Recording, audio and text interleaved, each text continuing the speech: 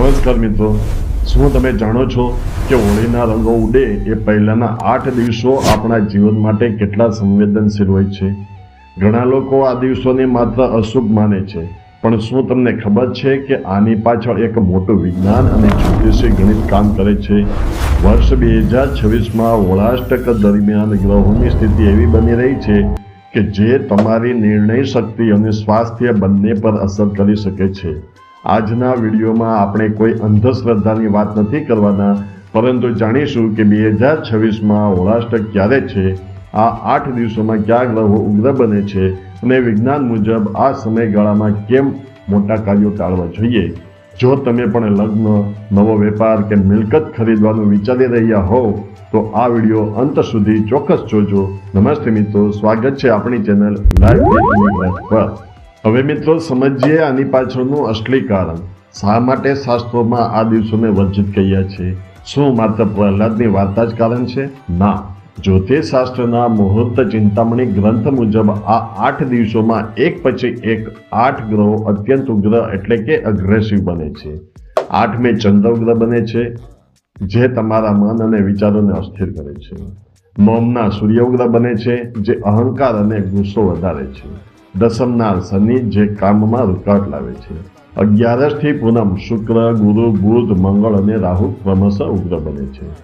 જ્યારે આટલા બધા ગ્રહો એક સાથે નેગેટિવ એનર્જી ફેંકતા હોય ત્યારે લીધેલા નિર્ણયો ખોટા પડવાની શક્યતા 100% વધી જાય છે. એટલે જ આ સમયને નિર્ણય શૂન્યકાળ કહેવાય છે.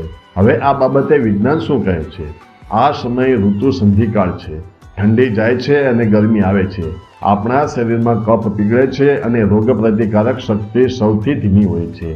આવા સમયે ભીડભાડવાળા પ્રસંગો કરવાથી બીમારી ફેલાવાનો ડર રહે છે. એટલે આપણા ઋષિમુનિઓએ આ દિવસોમાં બ્રેક મારવાનું કહ્યું હતું. તો હવે સવાલ એ થાય કે આ દિવસોમાં શું ધ્યાન રાખવું? તો ચાલો જોઈએ. તેમાં પ્રથમ જોઈએ શું ન કરવું. લગ્ન કે સગાઈ. શુક્ર અને ગુરુ તારાના અભાવે સંબંધોમાં કડવાશ આવી શકે છે. ગૃહ પ્રવેશ ન કરવો. નવા ઘરમાં નેગેટિવ એનર્જી સાથે પ્રવેશ ન કરવો જોઈએ. નવો ધંધો કે નોકરી. આર્થિક ગણતરીઓ ખોટી પડી શકે છે. સોનું કે વાહન ખરીદી. આ સમયમાં લીધેલી મોંઘી વસ્તુઓ લાંબો સમય ટકતી નથી અથવા ચોરી થવાનો ભય રહે છે. તો શું આ દિવસોમાં માત્ર ડરીને બેસી રહેવું? બિલકુલ નહીં. આ સમય સાધના માટે શ્રેષ્ઠ છે. હવે જોઈએ શું કરવું. ઓમ નમો ભગવતે વાસુદેવાય અથવા મહામૃત્યુંજય મંત્રનો જાપ કરો. આ સમયમાં વાતાવરણમાં વાઇબ્રેશન્સ ખૂબ ઝડપથી અસર કરે છે. 2026ના ગ્રહયોગ મુજબ આ વર્ષે ગોળ, ઘી અને ચણાની દાળનું દાન શ્રેષ્ઠ રહેશે. હોળી પહેલા ઘરનો બિનજરૂરી કચરો અને તૂટેલી વસ્તુઓ બહાર કાઢી નાખો, સફાઈ કરો.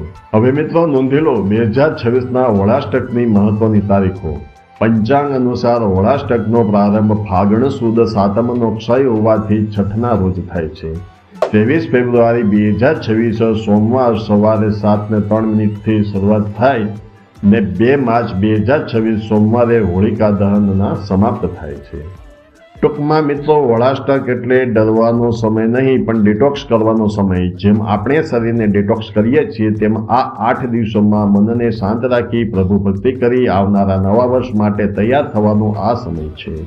2 માર્ચની સાંજે હોળિકા દહન સાથે તમારી તમામ પરેશાનીઓનું દહન કરો અને 3 માર્ચે રંગો સાથે નવું જીવન શરૂ કરો. તમને આ માહિતી કેવી લાગી તે કોમેન્ટમાં જરૂર જણાવજો. જો વિડીયો ગમ્યો હોય તો લાઈક કરો અને તમારા મિત્રો પરિવાર સાથે શેર કરો, જેથી તેઓ પણ 2026માં કોઈ ખોટો નિર્ણય લેતા બચી શકે. ફરી મળીશું નવી માહિતી સાથે. ત્યાં સુધી જય શ્રી કૃષ્ણ.